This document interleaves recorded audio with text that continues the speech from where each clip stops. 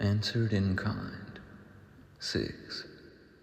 On divine flow, human qualification, and the misapprehension of evil.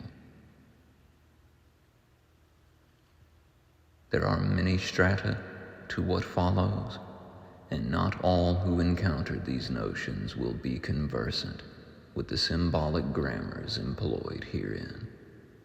To some, the language may sound otherworldly, speculative, or unmoored from conventional frameworks. Therefore, I offer this not as injunction, but as invitation. Retain your grain of salt. What you assent to or decline remains solely between your own perceptual apparatus and the quiet tribunal of your heart. If any portion of this disturbs or agitates, this need not be interpreted as error or threat. Often, disturbance is diagnostic, an indicator of impounded affect, of emotional currents held behind interior levees. In such moments, it is wise to write, to articulate, to render the implicit explicit. Language ferries sensation from the subconscious into the field of conscious integration, where it may be metabolized rather than stored as latent pressure. This is a sensitive terrain.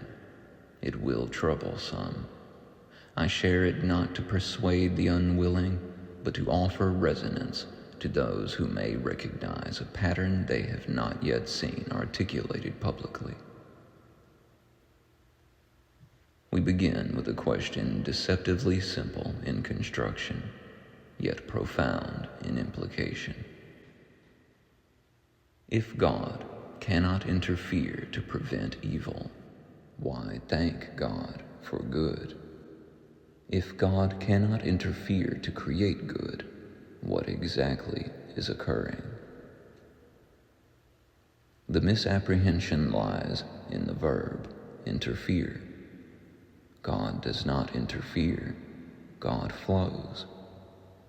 Interference presumes interruption, intrusion, selective engagement. Flow presumes constancy.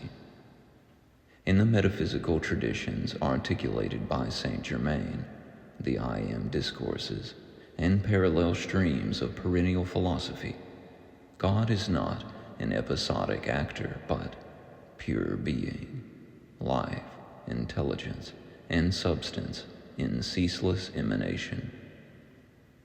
God is always giving. God is always present.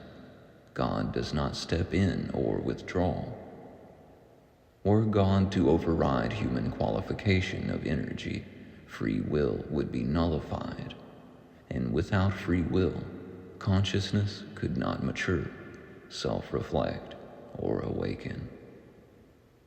Evolution of awareness requires the dignity and the risk of choice.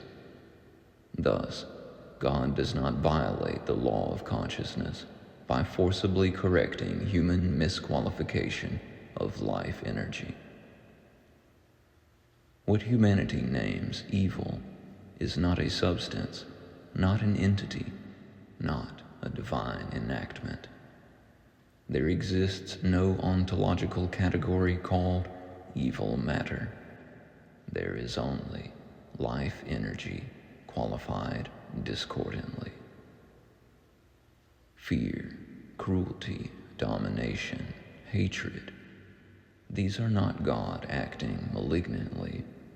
They are divine energy distorted through ignorance, contraction, and misperception.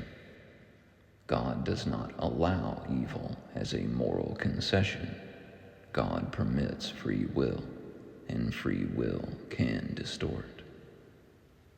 Evil is not God misbehaving. Evil is God's energy utilized without awareness. Why, then, express gratitude for good? Gratitude is not flattery. Gratitude is alignment. When one thanks God, One is not praising selective intervention. One is acknowledging the inexhaustible source that made harmony possible once resistance was relinquished. Gratitude harmonizes consciousness with supply. Complaint constricts it. Every declaration is a decree. Every sustained emotional posture establishes a frequency. Every frequency opens or closes perceptual gates. This is why those who habitually complain never exhaust their grievances, and those who cultivate appreciation never exhaust their reasons for gratitude. One narrows the channel, the other widens it. This does not imply suppression of pain. Expression is not denial. Unspoken suffering does not dissolve, it dams. Emotional energy, when repressed, stagnates within physiological and psychological systems, eventually demanding release through eruption, illness, or compulsive reenactment. Neurobiologically, during intense emotional dysregulation, blood flow migrates from the frontal lobe, the seat of reflection and impulse modulation, toward the amygdala, the sentinel of threat response. In such states, individuals may generate discordant outcomes that merely refill the reservoirs they hoped to empty. Thus, cycles perpetuate. Few are educated in these dynamics, and so many unknowingly generate conditions that ensure recurrence until, by an act of will, the individual refuses continuation. The metaphysics of emotional energy are not poetic abstractions. Though not yet quantifiable by conventional instrumentation, their effects are empirically observable to those trained in pattern recognition, often invisible to those enmeshed within them. One may dwell in lack, thereby qualifying divine energy with constriction and scarcity. Or one may, by volition, pivot attention toward appreciation, opening the gates and allowing energy to flow unimpeded. God supplies, humans express. Harmony appears where consciousness aligns with truth. God does not interfere to create good. God eternally supplies. Humanity determines manifestation.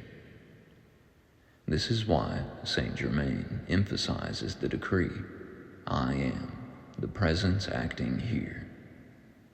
The I am is not egoic assertion, it is conscious consent.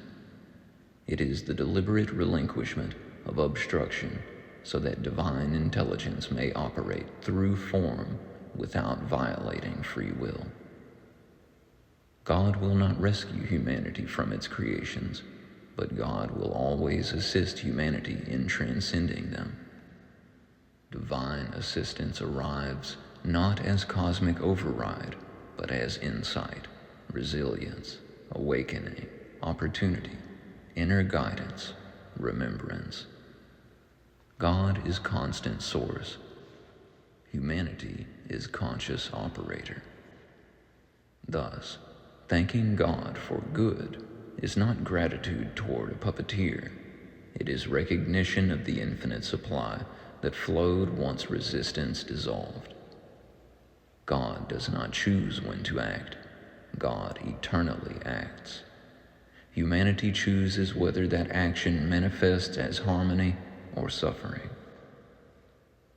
This reframes the perennial question: if God exists, why evil?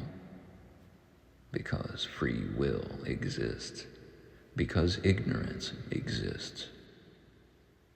And because free will exists, responsibility follows. Each of us, by virtue of awareness, bears a quiet obligation to illuminate where we are able, not through coercion, but through clarity.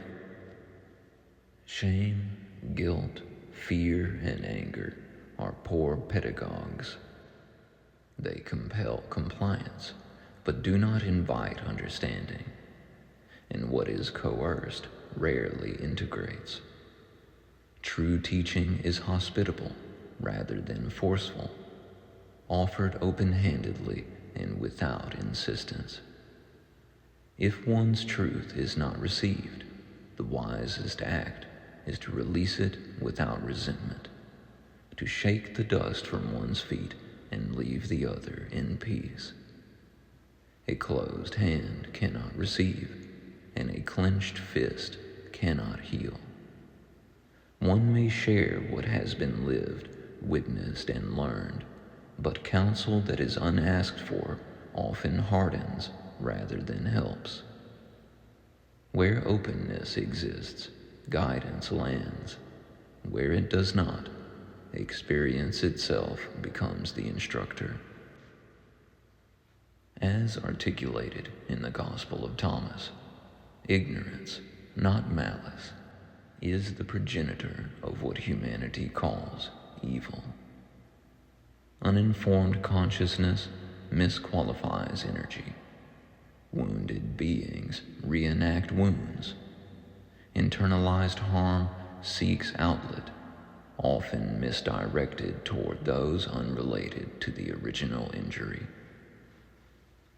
To dwell in vicious ideation toward another is another form of misqualification. It multiplies discord. It does not heal. Thus, the work is not eradication of darkness, but illumination of understanding. Not suppression of energy, but refinement of qualification. Not divine interference, but human remembrance. God is the unceasing current. Human consciousness is the valve. When resistance is relinquished, harmony flows. When fear constricts, discord manifests. To thank God is open. To remember is to align. To choose awareness is to transmute. And in this recognition, quiet, disciplined, and sovereign, all is and always has been answered in kind.